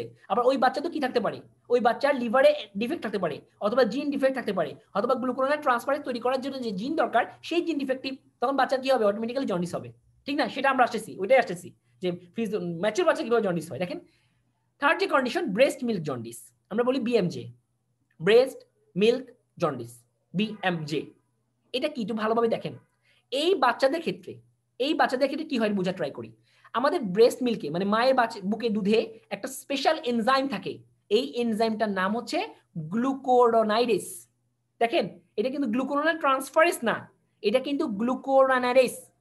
সে কি করে বুঝতে পারতেছেন, সে কি করে, সে বলেন মশারে, সে কি করে, সে গ্লুকোরোনাল ট্রান্সফারেজের অপোজিট কাজ করে, সে গ্লুকোরোনাল ট্রান্সফারেজের অপোজিট কাজ করে। অপোজিট কাজ কি? কনজুগেটকে আনকনজুগেটে কনভার্ট করা, ওকে। সো সে কি করবে, এই মায়ের বুকে দুধে যদি এই ধরনের এনজাইম বেশি থাকে, হ্যাঁ, তখন কি হয়, বাচ্চার কনজুগেটেড বিলিরুবিন গুলা আনকনজুগেটেড হয়ে যায়। আর যখন বাচ্চার এই কনজুগেটেড বিলিরুবিন গুলা আনকনজুগেটেড হয়ে যায়, তখন এই আনকনজুগেটেড বিলিরুবিন গুলা পুনরায় কি হয়, এন্টারোহেপাটিক সার্কুলেশনে প্রবেশ করে এবং বডিতে বা ব্লাডে চলে আসে, এবং ব্লাডে এসে কি করে, আনকনজুগেটেড হাইপার বিলিরুবিনেমিয়া তৈরি করে এবং কোনো কোনো ক্ষেত্রে জন্ডিস প্রোডাকশন করে। তাহলে এটা কখন হতে পারে, যদি মায়ের বুকের দুধে এই স্পেশাল এনজাইমের পরিমাণ বেশি থাকে। কোন এনজাইম? গ্লুকোরোনাইডেস এনজাইমের পরিমাণ, যে এনজাইম কি করে, কনজুগেটেড বিলিরুবিনকে পুনরায় আনকনজুগেটেড বিলিরুবিনে কনভার্ট করে। তখন কি হয়, তার কি বডিতে তার আনকনজুগেটেড বিলিরুবিনের পরিমাণ বেড়ে যায়, এবং এই আনকনজুগেটেড বিলিরুবিন বেড়ে যাওয়ার কারণে তার বডিতে কি ডেভেলপ করে, আনকনজুগেটেড হাইপার বিলিরুবিনেমিয়া এবং জন্ডিস হতে পারে। এটাকে আমরা বলি ব্রেস্ট মিল্ক জন্ডিস। ফটোথেরাপি কি করব, ফটোথেরাপি করে আনকনজুগেটেড বিলিরুবিনগুলোকে কি করব, লিপিড সলিবল থেকে ওয়াটার সলিবলে কনভার্ট করব, যাতে করে এরা বডি থেকে চলে যায়। বিকজ এরা তো বডি থেকে যেতে পারতেছে না, এটা তো ওয়াটার সলিবল না, লিপিড সলিবল। আর লিপিড সলিবল সাবস্টেন্স কি ইউরিন দিয়ে পাস করতে পারে? পারে না। তাহলে কি পাস করার জন্য কি করতে হবে, ওয়াটার সলিবল করতে হবে। এই জন্য আমরা কি করি, এই ফটোথেরাপি দিয়ে আনকনজুগেটেড বিলিরুবিন গুলাকে কনজুগেট, সরি লিপিড সলিবল থেকে ওয়াটার সলিবল করে ফেলি, তখন কি হয়, এরা ইজিলি ইউরিন দিয়ে পাস করে বডি থেকে বের হয়ে যায়। আর এরা যদি বডি থেকে বের হয়ে যায় তাহলে কি হবে, আমার জন্ডিস থাকলো না, ঠিক হয়ে গেল। এই জন্য হ্যাঁ পারে, ইফেক্টিভ হলেও পারে, বাট তুলনামূলক কম, বিকজ এটা বড় সাবস্টেন্স, বড় জিনিস কিন্তু যত লিপিড সলিবল হোক না কেন সে কিন্তু ইজিলি কি করতে পারে না, ব্লাড ব্রেন ব্যারিয়ার ক্রস করতে পারে না, ঠিক আছে। ওকে, তাহলে আমরা মোটামুটি বুঝতে পারলাম ইনশাআল্লাহ। আচ্ছা এরপর আসেন আমাদের যে জিনিসটা টপিকটা, তাহলে আমরা ব্রেস্ট মিল্ক জন্ডিস ক্লিয়ার করতে পারলাম, ঠিক আছে। আচ্ছা এটা আমাদের দরকার নেই, আরগুলা যেটা বুঝছে এনাফ হবে। থার্ড কন্ডিশনটা, ফোর্থ কন্ডিশনের নাম হচ্ছে ব্রেস্ট ফিডিং ফেলিয়ার জন্ডিস। কি jaundice? Breast feeding failure jaundice. হ্যাঁ, এর অপর নাম হচ্ছে স্টারভেশন জন্ডিস। এটা খুব ইম্পর্টেন্ট টপিক, এটা আমাদের মাস লাগবে। ফার্স্ট উইক অফ, এটা হাই ইয়েল্ড মাস লাগবে। কখন হয় এটা? বাচ্চার জন্মের প্রথম সপ্তাহে। এটা কেন হয় এটা একটু বুঝতে হবে, এটা একটু বুঝতে হবে, মাথা ঠান্ডা করে বুঝেন। বাচ্চা যখন কম পরিমাণ দুধ খাবে, হ্যাঁ বাচ্চা যখন মায়ের মিল্ক কম খাবে, poor intake of breast milk হবে, তখন কি হবে, সিম্পল বিষয়, বাবু যদি কম পরিমাণ মিল্ক খায় তাহলে তার স্টুল প্রোডাকশন কি বেশি হবে না কম হবে? তার স্টুল প্রোডাকশন কম হবে। তাহলে স্টুল প্রোডাকশন যদি কম হয়, আমরা কিন্তু দেখেছিলাম যে আমাদের এই যে শেষ পর্যন্ত যে আমাদের কনজুগেট বিলিরুবিনগুলো বাইলের সাথে আসে, তারা কিন্তু একসময় ইউরোবিলিনোজেন কনভার্ট হয়, ইউরোবিলিনোজেন থেকে স্টারকোবিলিনোজেনে কনভার্ট হয়, ঠিক না? কিন্তু মনে রাখতে হবে স্টারকোবিলিনোজেনে কনভার্ট হয়ে কি করে, তারা বডি থেকে চলে যায়। কিন্তু বাচ্চা যদি বুকে দুধ কম খায় তাহলে বাচ্চার স্টুল প্রোডাকশন হবে কম, আর স্টুল যদি কম প্রোডাকশন হয় তাহলে স্টারকোবিলিনোজেন কি হবে, কম তৈরি হবে। আর স্টারকোবিলিনোজেন যদি কম হয় তাহলে কি হচ্ছে, তাহলে আমার এই কনজুগেট বিলিরুবিনগুলো কিন্তু পুনরায় কি করতে পারতেছে না, আপনার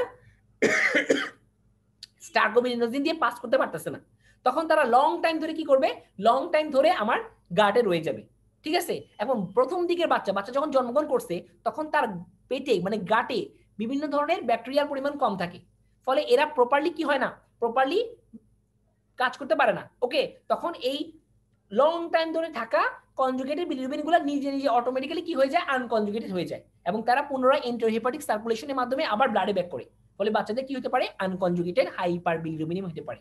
তাই মেন কথাটা কি, যে একটা বাচ্চা যদি বুকে দুধ কম খায় তখন তার স্টুল প্রোডাকশন হবে কম, আর স্টুল যদি প্রোডাকশন হয় কম তাহলে তার স্টারকোবিলিনোজেন প্রোডাকশন হবে কম, আর স্টারকোবিলিনোজেন যদি কম প্রোডাকশন হয় তাহলে তার বডি থেকে এই বিলিরুবিনগুলো কিন্তু বের হতে পারতেছে না, কারণ অধিকাংশ বিলিরুবিন বের হয়ে যায় কার মাধ্যমে, স্টারকোবিলিনোজেন দিয়ে। তখন এরা লং টাইম ধরে গাটে রয়ে যায়, তখন তারা অটোমেটিক্যালি নিজে নিজে কনজুগেট থেকে আনকনজুগেট হয়ে যায়। আর আনকনজুগেট বিলিরুবিন কি করে, এন্টারহেপাটিক সার্কুলেশন করে, মানে পুনরায় তারা লিভারে ব্যাক করে, লিভার থেকে ব্লাডে চলে যায়। ফলে কি হয়, অটোমেটিক্যালি আমার লিভার ব্লাডের মধ্যে আনকনজুগেটেড হাইপার বিলিরুবিনিমিয়া হয়, এবং বাচ্চা কি হয়, জন্ডিস হয়। এটাকে আমরা বলি ব্রেস্ট ফিডিং ফেইলিয়ার জন্ডিস। আগেটা ছিল ব্রেস্ট ফিডিং, কি বলে আগেটা কি ছিল, ব্রেস্ট মিল্ক জন্ডিস। আর এটা হচ্ছে ব্রেস্ট ফিডিং ফেলিয়ার জন্ডিস, মানে ব্রেস্ট মিল্ক খাইলেও সমস্যা, আমার না খাইলেও সমস্যা, কিন্তু মহাজালা, ঠিক না? আচ্ছা, এটা ক্লিনিক্যাল ক্ষেত্রে কি পাবো, সাব অপটিমাল ব্রেস্ট ফিডিং, মানে বাচ্চা খুব কম পরিমাণ বুকে দুধ খায়, মাইল্ড ডিহাইড্রেশন। আমরা জানি মায়ের বুকের মধ্যে প্রচুর পরিমাণ ওয়াটার থাকে, তাহলে বাচ্চা যদি কম দুধ খায় তার কি হবে, তার ডিহাইড্রেশন হবে। আর কি হবে, অবশ্যই তার পুষ্টি উপাদান না থাকার কারণে বাচ্চার ওয়েট লস হবে, ঠিক না? ট্রিটমেন্ট কি দিব আমরা, সবার প্রথমে যে কাজটা করবো, ডিহাইড্রেশনটাকে প্রিভেন্ট করা ট্রাই করবো। বাচ্চা যদি ডিহাইড্রেট হয়ে যায় তাহলে তাকে সার্ভাইভ করানো কিন্তু কষ্ট হয়ে যাবে, তাহলে আমরা যেভাবে হোক বাচ্চাটাকে ডিহাইড্রেট করার ট্রাই করবো। আগে ব্রেস্ট মিল্ক পারলে ব্রেস্ট মিল্ক দিব, নাহলে যদি বলে স্যালাইন লাগবে স্যালাইন দিব। মেন কথা হচ্ছে আমাকে যেভাবে হোক আমাকে ডিহাইড্রেশনটাকে প্রিভেন্ট করতে হবে, ঠিক আছে। এবং অবশ্যই বাচ্চাকে বারবার বারবার বারবার বুকে দুধ খাওয়াতে হবে, বারবার ট্রাই করতে হবে, ঠিক আছে। তাহলে বারবার ট্রাই করে করে বাচ্চার কি ফ্রিকোয়েন্সি, ফিডের ফ্রিকোয়েন্সি অথবা কি টাইমটাকে বাড়াইতে হবে, যাতে করে এই বিলিরুবিনগুলো আপনার স্টুল দিয়ে বের হয়ে যেতে পারে। Okay, now last two condition pathological cause, একটা হচ্ছে গিলবার্ট সিনড্রোম আর একটা হচ্ছে ক্রিগলার নেজার সিনড্রোম। তো আমরা আগে গিলবার্ট সিনড্রোম পড়বো, তারপর ক্রিগলার নেজার সিনড্রোম পড়বো, তারপর আমাদের ক্লাস শেষ। তো প্রথমে আসি গিলবার্ট সিনড্রোমটা কি। ওকে, গিলবার্ট সিনড্রোমটা হচ্ছে একটা কমন বেনাইন জেনেটিক কন্ডিশন। এই দুটো কন্ডিশনই হচ্ছে অটোজোমাল রেসেসিভ কন্ডিশন, অথবা অনেকেই জানেন যারা জুনিয়র লেভেলে আছেন, যারা আমাদের প্রথম ইয়ারে আছেন, তারা হয়তো এগুলো ভালো বুঝেন না, what is autosomal recessive dominant, এগুলো বুঝতে গেলে একটু সময় লাগবে, ভাই যখন জেনেটিক্স পড়াবো তখন বুঝে দিব ইনশাআল্লাহ। তো আপাতত যা ধরে নেন, আপনি জানেন যে এই দুটো কন্ডিশনকে আমরা বলি অটোজোমাল রেসেসিভ কন্ডিশন। ওকে, আমাদের আজকে জন্ডিস বললে বুঝলাম, আমাদের এগুলো বোঝার দরকার নেই আপাতত। সো আমরা আসেন গিলবার্ট সিনড্রোমটা কি, বলছি it is a common benign genetical condition. কি হয়, কি হয়, প্রোডাকশন অফ গ্লুকোরোনাল ট্রান্সফাজের পরিমাণ কমে যায়। ভালোভাবে বুঝে ট্রাই করেন, এই বাচ্চাগুলোর ক্ষেত্রে কোনো এক অজ্ঞাত কারণে গ্লুকোরোনাল ট্রান্সফারেজের পরিমাণ কমে যায়। এটা কেন হয়? কোনো কজ নাই, এমনি এমনি কমে যায়। হঠাৎ করে বাচ্চার বডিতে কি নাই? গ্লুকুরোনাইল ট্রান্সফারেজের পরিমাণ কমে গেছে। তাহলে বাচ্চার বডিতে যদি গ্লুকুরোনাইল ট্রান্সফারেজের পরিমাণ কমে যায়, তাহলে কি হবে? সিম্পল, তার আনকনজুগেটেড বিলিরুবিনগুলো আর কখনোই কনজুগেট হইতে পারবে না, বা পরিমাণ কমে যাবে। তখন বাচ্চার বডিতে কি হবে? আনকনজুগেটেড হাইপার বিলিরুবিনিমিয়া হবে। সিম্পল বিষয়। তাহলে আমরা মুখস্থ করার কিছু নেই। গিলবার্ট সিনড্রোমে কি হবে? অটোমেটিক্যালি বাচ্চার এই গ্লুকুরোনাইল ট্রান্সফারেজের পরিমাণ কমে যাবে।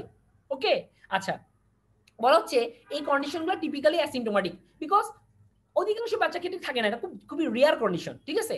এবং জন্ডিসটা খুবই মাইল্ড, ঠিক আছে? বিকজ অ্যাবসেন্ট থাকবে না, কমে যাবে। হয়তো আগে 100% ছিল, এখন 90 বা 80% হয়ে গেছে। তাহলে বাচ্চার বডিতে মাইল্ড জন্ডিস দেখা যাবে, মাইল্ড জন্ডিস। ওকে, তাহলে কিন্তু মজার কথা হচ্ছে সবসময় দেখা দিবে না। যখন কোনো কারণে বাচ্চার বডিতে স্টিমুলেশন বেড়ে যাবে, আচ্ছা, অথবা বাচ্চার বডিতে প্রয়োজনের তুলনায় আপনার কি স্ট্রেস বেড়ে যাবে, যেমন ফাস্টিং, বাচ্চা যদি না খায়, স্টারভেশন করে, febrile illness, fatigue, stress, physical exertion, এগুলা হলে কি হয় জানেন? এগুলো হলে আমাদের জেনেটিক্যাল লেভেলে অল্টারেশন হয়। তখন কি হয়? আমাদের বডিতে হেমোলাইসিস হওয়া শুরু করে। এই ধরনের কাণ্ড করলে, ফিজিক্যাল এক্সারশন, অনেক বেশি স্ট্রেস নিলে, অনেক বেশি দুর্বল থাকলে অটোমেটিক্যালি আপনার আরবিসি গুলো ব্রেকডাউন হয়ে যাবে। আর আরবিসি বাড়লে কি হবে? বেশি বেশি আপনার কি আপনার আনকনজুগেটেড বিলিরুবিন প্রোডাকশন হবে। কিন্তু স্বাভাবিক অবস্থায় কিন্তু বাচ্চার কোনো প্রবলেম নাই, বাচ্চা কিন্তু ঠিক আছিল, বিকজ তার যে গ্লুকোনের ট্রান্সফারেন্স কমছিল সেটা তেমন খুবই নগণ্য, এত নগণ্য যে তার কোনো সমস্যা ছিল না। বাট যখনই এই কন্ডিশনগুলো ডেভেলপ করছে এবং বাচ্চার বডিতে হঠাৎ করে আনকনজুগেটেড বিলিরুবিনের পরিমাণ বেড়ে গেছে, তখন তার কম পরিমাণ গ্লুকোনের ট্রান্সফারেন্স এই বেশি পরিমাণ আনকনজুগেটেড বিলিরুবিনকে আর কনজুগেশন করতে পারলো না, ঠিক আছে? তখন বাচ্চার বডিতে গিয়ে জন্ডিস দেখা দিবে। তাহলে এর আগে কিন্তু জন্ডিস হবে না, বাচ্চা কমপ্লিটলি অ্যাসিম্পটোমেটিক। আমি কি বুঝতে পারছি? প্রায় শেষ। ওকে, এবং মনে রাখতে হবে নো লিভার ডিজিজ, বাচ্চার কোনো লিভারে কোনো ডিজিজ থাকবে না, লিভার কমপ্লিটলি ওকে, লিভার ফাংশন টেস্ট ওকে, ঠিক আছে? তাহলে টোটাল বিলিরুবিনের পরিমাণ হাই থাকবে, আর কনজুগেট বিলিরুবিন পরিমাণ কি অবশ্যই নরমাল থাকবে, কিন্তু আনকনজুগেট বিলিরুবিনের পরিমাণ কি থাকবে? হাই থাকবে। আর লিভার ফাংশন টেস্ট কি এএলটি এএসটি সব নরমাল থাকবে, ঠিক আছে? ট্রিটমেন্ট দরকার নেই আপনাদের। আর লাস্টের টপিকটা হচ্ছে ক্রিগলার নেজার সিনড্রোম। এটা দুইটা টাইপ আছে, টাইপ 1, টাইপ 2। মেইন কথা হচ্ছে জাস্ট একটাই, ক্রিগলার নেজার সিনড্রোমে যেটা হবে সেটা হচ্ছে বাচ্চার বডিতে গ্লুকুরোনাইল ট্রান্সফারেন্স থাকবেই না, ডাইরেক্ট কথা।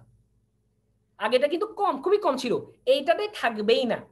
বাচ্চার কোনো এক কন্ডিশনের কারণে গ্লুকুরোনাইল ট্রান্সফারেন্স জিরো। আর যেহেতু তার গ্লুকুরোনাইল ট্রান্সফারেন্স জিরো, তাহলে তার কনজুগেশনের কোনো প্রশ্নই আসে না। তাহলে তার বডিতে আনকনজুগেট বিলিরুবিনের পরিমাণ এত এত এত বাড়বে যে বলার মতো না। কত বাড়বে?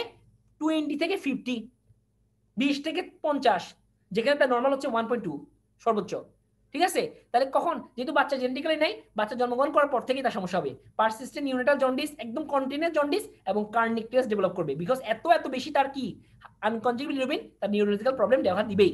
ওকে, আচ্ছা, ট্রিটমেন্ট কি দিব? প্লাজমা ফেরেসিস, তার প্লাজমাগুলোকে এক্সচেঞ্জ করব, এবং ফটোথেরাপি দিব।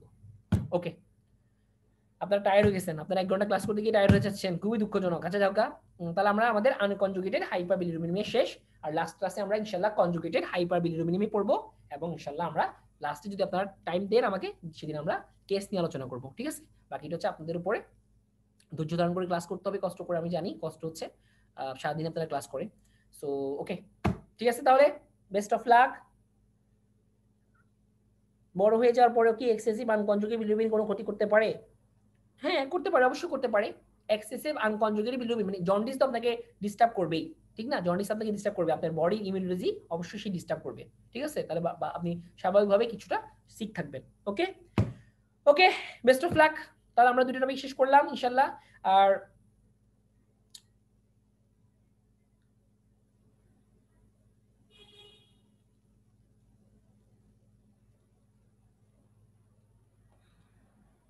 সবার হবে না, আমি আগে বলেছি, সবার তো হবে তখন গ্যারান্টি নেই, অনেক কিছু নির্ভর করে।